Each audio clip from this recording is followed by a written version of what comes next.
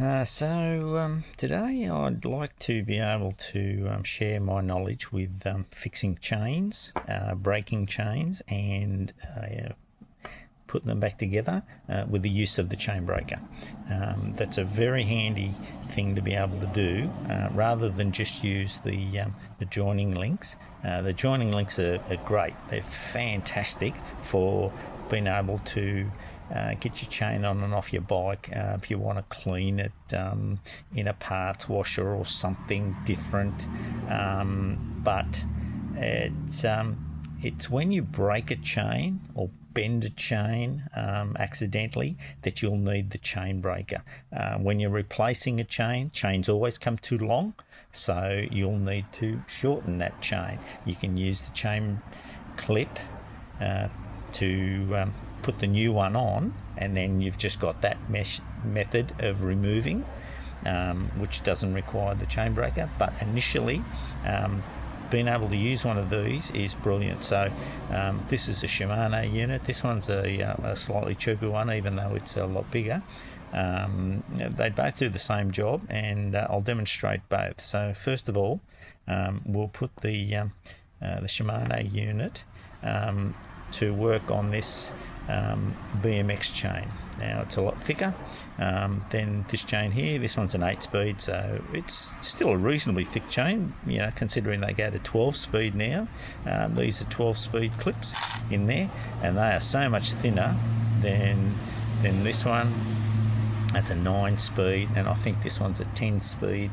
But if you do get a clip, make sure it's for the compatible chain. That's another thing that's very important. So drop the chain link into the holding position and just wind it up, and make sure that the pin is exactly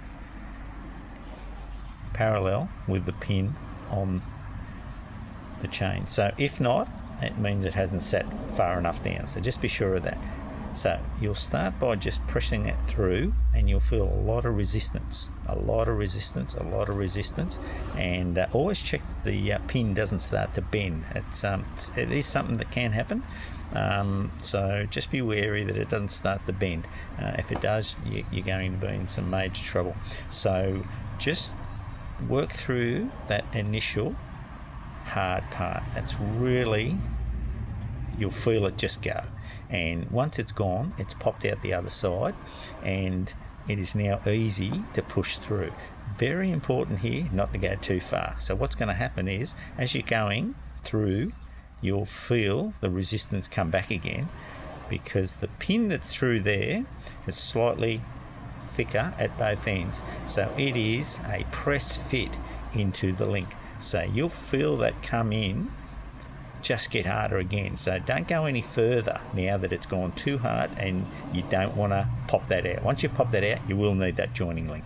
And if you haven't got that joining link, you'll be putting everything down and racing off to the shop to buy one. So as you can see, it's hanging out, and the pin is in place on the other side. So what you can do, you can just pop that off now, like so, and you'll see that it is just proud on the inside.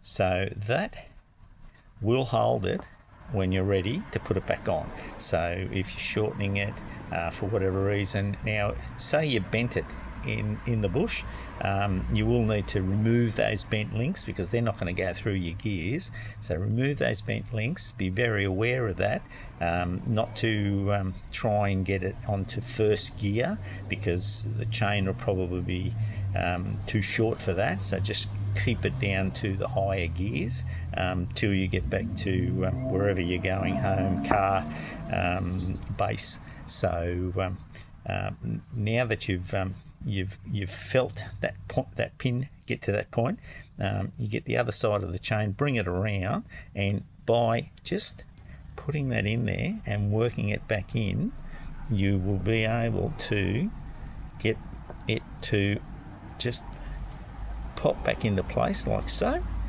and now it's holding it, so I don't have to do any more. So you just move it back in, and now it's just ready to be put back together in the reverse. So just pull that pin out a little bit more. Make sure it's sat all the way down. That's the important thing, sat all the way down, because what will happen is if it's not sat down, the pin will come in on an angle, and if it bends it while it's in this position, that's the end of that pin. You won't be able to use it. You'll have to remove two links to go back to the next one. So nice and flat, start to work that in slowly. You'll see it moving, and once it starts moving, it's fine. So again, you'll get to the other side and you'll feel that resistance again. So it's come up here. Now you can actually visualize it. So just get that pin through to where it's flush. Don't go any further, just flush. So I've gone flush there, and I just release that, remove that, and that is on. Now it's probably a little bit stiffer than what it normally is. So what you can do is bring the chain breaker around to the other side. In this case, I can just flip the chain over and just give it a half a turn. Just a half a turn. That will loosen it up beautifully. So it's like it was before you started. So that's having done, that's breaking a chain and fixing a chain. And you can see this side where it did shorten. So I can put that on and it will hold it in place if I had a bike this small, but it's probably too small to work with, so we won't worry about that. So that's my favourite little tool. I pull this apart and I carry it. So I'll just dismantle it and I'll put it into my tool pouch. But this is the one that just sits in the workshop. Now the difference between that one and this one is when you put the chain link into position, this is the thinner chain. As you can see, there's a lot of movement in there, but there is the adjuster on the back here. Now that adjuster takes all that slack out of there, so that's nice and firm now. And again, pin exactly lined up. Once the pin's exactly lined up, just start exactly, there's no difference on whatever chain you're working with, they all do the same thing. You have this initial stiff start point, you'll feel that time you actually heard it. It goes light, you just push that through to the point of it's come hard again, and then from there just release it, take the pin all the way out, take the pressure off this side, and now that pin is sitting proud, and you can do the same. Just pop that off like so, and you can just see where that's just there enough, so as when you put the chain back together, it'll hold it in place. So again, just work that back in.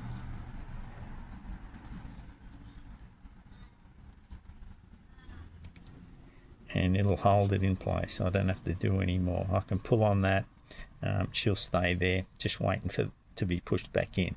And again, it's just the reverse. So make sure the pin's out far enough. Put the link in position, making sure that you tighten it. If you don't tighten it and it starts pushing on a loose pin, everything's just going to go all over the place and not work properly. Probably bend something, break something. So now we're just doing the opposite. We're just pushing it back in till we've got that tension right there. And so we know that it's come to the end. So we just want to push it till it's flush.